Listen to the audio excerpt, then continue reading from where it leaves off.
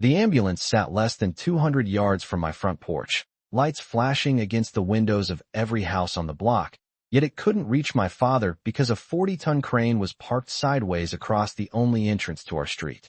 I remember screaming at the foreman to move it, my hands shaking so hard I could barely hold my phone.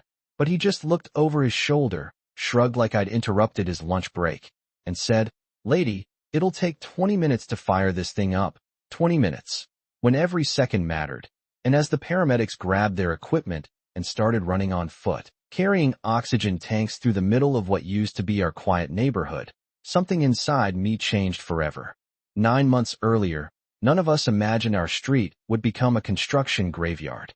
Maple Ridge Lane had always been the kind of place where kids played basketball until sunset, retirees argued about baseball over freshly cut lawns, and everyone waved when they drove by. Then Barrett Development Group bought the old house at the end of the cul-de-sac.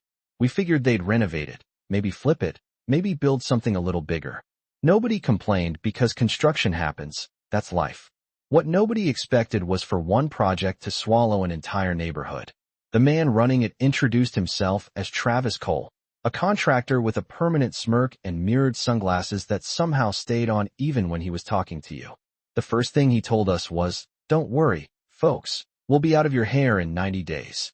90 days sounded reasonable, until day 90 came and went, then day 120, then 200, then almost 300.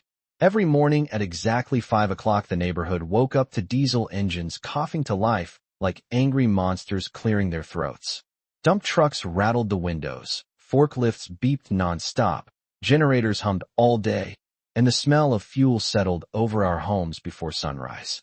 Every evening, I drove home from school, hoping maybe today would be different, only to find another trailer parked where families used to leave their cars. Sometimes I circled the block for half an hour before giving up and parking 5 or 6 blocks away, carrying groceries, laundry, and everything else by hand while Travis's equipment sat untouched for days at a time. The worst part wasn't even the inconvenience, it was the attitude. His crew acted like they owned the neighborhood. They stacked lumber across sidewalks, left piles of gravel spilling into the street, and treated every driveway as temporary storage. If someone politely asked them to move a vehicle, they'd laugh and say they'd get to it later. Later almost never came. The project itself barely moved forward. Some weeks 20 workers showed up. Other weeks the site sat completely empty except for millions of pounds of equipment taking up public space. Nobody could understand how one house renovation could possibly drag on for 9 months unless someone simply didn't care. At first, we all tried being patient. My next-door neighbor baked cookies for the crew, hoping kindness would encourage cooperation. The elderly couple across the street offered to help coordinate parking. Parents asked if they could at least clear enough space for school buses to turn around safely. Every request was answered with another excuse, another promise, another sarcastic grin. Travis loved saying, "Real construction isn't pretty," as if that somehow justified turning our street into his personal storage yard. Eventually people stopped asking because they assumed nothing would change. That's exactly what bullies count on. They wear everyone down until frustration becomes acceptance. I wasn't ready to accept it.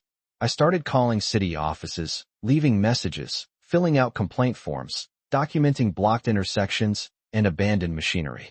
Every department seemed to send me to another department. One person told me someone would inspect the site. Another insisted the permit allowed temporary street use. Nobody ever seemed to look closely enough to notice what was actually happening. Weeks became months while the equipment multiplied like weeds after a spring rain.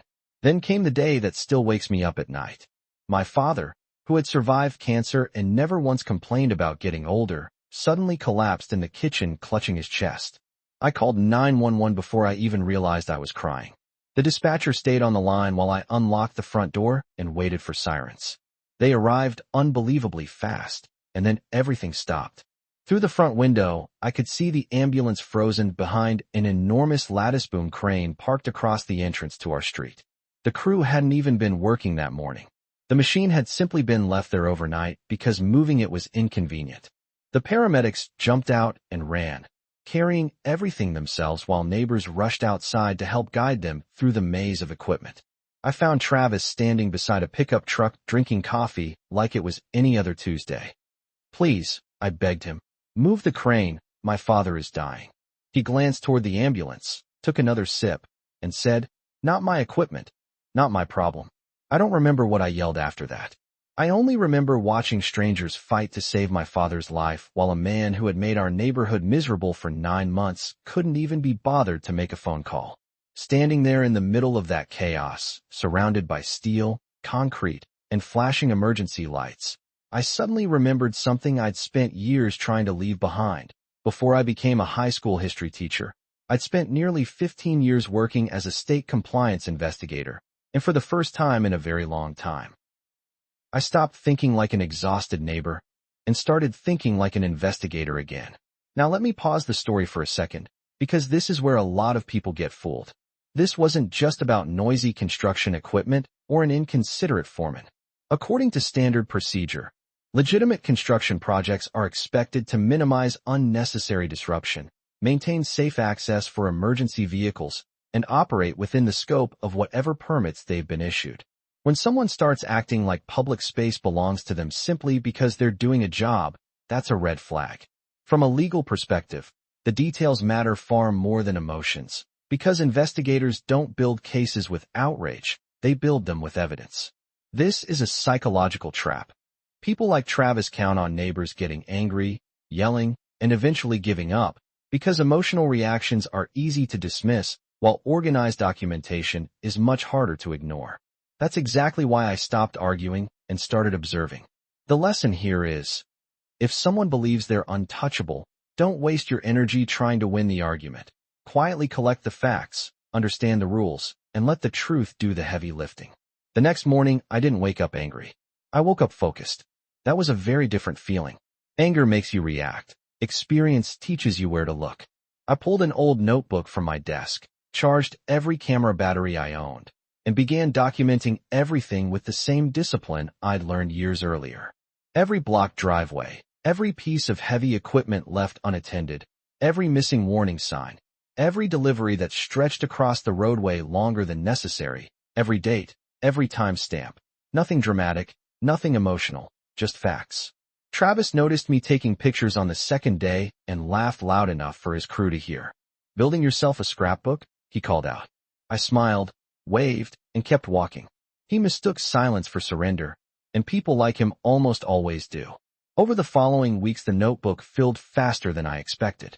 Equipment remained parked long after crews left for the day, sidewalks stayed obstructed without temporary pedestrian routes, piles of materials narrowed the roadway, and residents continued documenting how emergency access had repeatedly become difficult. Every observation was backed by photographs, dates, and measurements rather than assumptions. Several neighbors who had almost given up asked what I was doing, and I told them the same thing every time. Don't exaggerate, don't speculate, just record what actually happened. Before long, they were helping. One neighbor photographed delivery trucks arriving before daylight. Another kept track of how often driveways were blocked. Another collected copies of every complaint residents had previously submitted. Individually, the incidents looked like inconveniences. Together, they painted a much larger picture. Travis never noticed because he was too busy believing nobody could challenge him. One afternoon, he walked over while I was measuring the remaining width of the street after another oversized trailer had been parked near the intersection. You know, he said with that same crooked grin, you could save yourself a lot of time by minding your own business. I looked up and answered calmly. This became my business the day my family couldn't be reached without strangers carrying medical equipment through your work zone. For the first time, his smile faded, though only for a second, before he shrugged and walked away. That tiny change told me something important. Confidence starts disappearing long before accountability arrives. After organizing everything into a timeline, I submitted the information through the appropriate reporting channels, making sure every photograph matched a date, every statement matched supporting evidence, and every concern focused on observable safety issues rather than personal attacks. Then I waited. Waiting turned out to be the hardest part.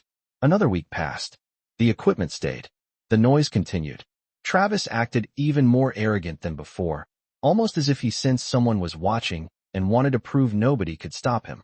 Then, on a cool Tuesday morning, several official vehicles pulled onto Maple Ridge Lane. The neighborhood practically froze. Inspectors stepped out carrying clipboards, cameras, and measuring tools. Nobody was yelling. Nobody was making speeches. They simply began looking around. One inspector photographed temporary traffic controls. Another checked permit postings. Another measured clear access along the roadway. Travis marched over wearing his usual expression of annoyance. "What's this about?" he demanded. One inspector answered politely, "We're conducting a routine compliance review." The confidence drained from his face a little more. His crew stopped working and watched from across the street, while inspectors quietly documented conditions from one end of the project to the other. They asked for paperwork. They compared site conditions with the approved plans. They photographed equipment placement and reviewed safety measures. It wasn't dramatic, but somehow that made it even more powerful. Nobody needed to argue because the evidence was already there. By lunchtime, temporary notices had been posted requiring immediate corrective action before work could continue under certain conditions. Several pieces of equipment had to be relocated. Materials blocking public access were ordered removed. Additional traffic controls were required before operations resumed. The massive crane that had become the symbol of our frustration disappeared the following day, followed by trailers that had sat untouched for weeks. Residents stepped outside almost in disbelief as open pavement slowly reappeared beneath months of dust and tire tracks. For the first time in nearly a year, children rode bicycles through the cul-de-sac again. I parked in front of my own house without checking 3 different streets first. The silence felt strange at first, then wonderful. Travis wasn't finished, though. A few days later, he confronted me one last time. "You think you won?" he asked quietly. I looked down the now clear street where neighbors were talking outside for the first time in months. "No," I answered. "The neighborhood won." He shook his head and climbed into his pickup without another word. A few weeks later, another contractor took over the renovation after additional project changes were made, and unlike before, equipment arrived when it was needed and left when the workday ended. The difference was almost unbelievable. The job moved faster in a few months than it had during the previous 9. Watching that happen reminded me of something I'd learned years ago. Good professionals don't need to intimidate people to finish good work. Respect, planning, and accountability accomplish far more than arrogance ever will. Looking back, people sometimes ask if I set out to ruin someone's career. The truth is much simpler. I wanted emergency vehicles to reach my family, children to play safely on their own street, and neighbors to enjoy the homes they worked so hard to buy. Everything that happened afterward grew out of documented facts, not revenge, and in the end the biggest victory wasn't seeing equipment leave our neighborhood. It was watching an entire community remember that speaking up together, patiently and responsibly, is often far more powerful than shouting alone. People sometimes expect stories like this to end with applause, revenge, or some dramatic speech where the bad guy finally admits he was wrong. Real life almost never works that way. There wasn't a movie soundtrack playing when the last trailer rolled away. Nobody gathered in the middle of the street to celebrate. And Travis certainly didn't knock on my door to apologize. He simply packed up what he could, the project changed hands, and life slowly found its way back to normal. Funny enough, that's what stayed with me the most. After months of constant engine noise, backup alarms, and diesel fumes, the loudest sound on Maple Ridge Lane became birds again. I'd forgotten they even nested in the old oak tree across the street because construction had drowned them out for so long. My father eventually recovered, and every now and then we'd sit on the front porch with coffee, watching neighbors walk their dogs without weaving around heavy machinery. One afternoon he smiled and said, "Feels like we got our neighborhood back." That simple sentence meant more to me than any official notice ever could. Looking back, I realized the biggest mistake Travis made wasn't parking equipment where it didn't belong. It was assuming everyone else would eventually stop caring. This is a psychological trap. Some people mistake patience for weakness, politeness for surrender, and silence for permission. They push a little farther each time because nobody challenges the first small boundary, then the second, then the third, until abnormal behavior starts feeling normal. Communities don't change overnight. They change one ignored problem at a time. From a legal perspective, this experience also reminded me that laws and regulations exist for a reason.